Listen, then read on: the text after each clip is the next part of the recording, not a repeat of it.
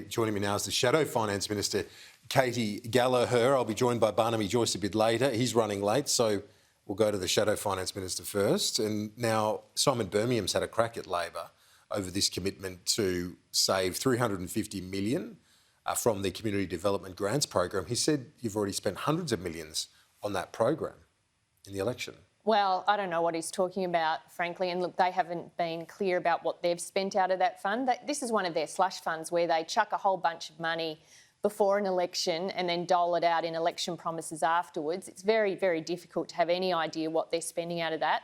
We haven't made any commitments out of that fund because we're not the government, we don't have control of it.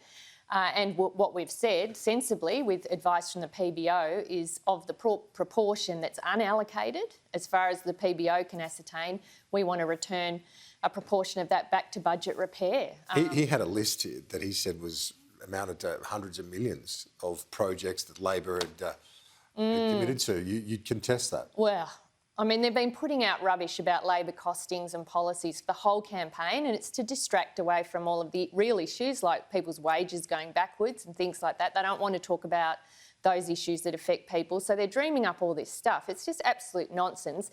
They have a fund, it's their slush fund, they've spent some money out of it, we want to take what's left, and we've got advice from the PBO about what we can do there and return it for budget repair. It's sensible. We don't want to operate government like they've been operating with these dodgy slush funds. What about the $400 million regionalisation fund?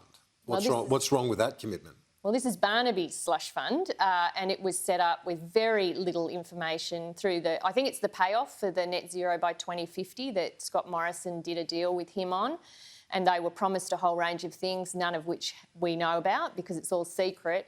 But this appeared in the budget. It's got very little detail about what it's for and how it's to be used. And again, in light of integrity and transparency in budgeting, we think that it should be returned to the budget for budget repair. Does it show a lack of commitment to the regions? Not at all. I mean, in fact, we've made commitments right across Australia, but we've been accounting for those and being upfront with people about that. We're not doing it out of these dodgy funds that have been set up for a minister or in this case, a Deputy Prime Minister to slosh about as he sees fit. We want some better and more responsible budgeting to occur if we were to be in government, and this is a very clear sign that we have a budget with all this debt and deficit, these waste and rorts that have been a real signature of this government, and we want to make some efforts to start turning it around. This does $750 million of that. There's been a bit of colour and movement around that. The costings, it's perennial, every election campaign. I feel that we're at this point, but the opposition leaving it to the last 48 hours, when you're talking about greater transparency, why didn't you do it sooner? Well, what we'll be doing tomorrow is reconciling all of our costings and measuring it next to the government's PFO, their pre-election financial outlook. But we have been releasing with our policies when we've been making the announcements, the costings of them, the full costings of them. So people have that information. They can see the commitments we're making, the biggest one being childcare, closely followed by aged care. They are our main priorities and then a whole range of other commitments. But this is about reconciling it, be very upfront.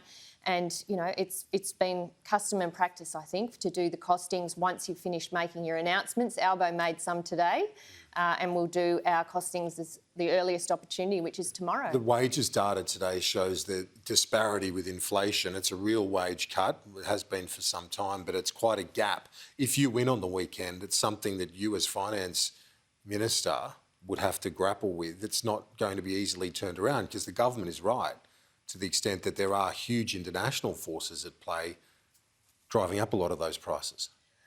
Well, we've always accepted there are international influences, particularly in relation to inflation. But what we've got today is, confirmation that this government's deliberate design feature of their economic architecture, which is to keep wages low, they've delivered upon. And I think the Finance Minister's been out with other dodgy numbers today, saying that people have had real wage increases of 7% under this government. It's absolute rubbish and shows how out of touch they are. Real wages haven't even grown by 1% over the last 10 years. That's why people are doing it so tough with this cost of living crisis. So I think it's the fundamental issue around the economy, actually, and this next term in government is to get wages moving, and that's what Jim, Anthony and I want to work on if we're given the privilege of winning on Saturday. The unemployment rate is very low, though. I know Jim Chalmers says it's $1 trillion of debt, not with barely anything to show for it. An unemployment rate below 4% is not bad to show for it.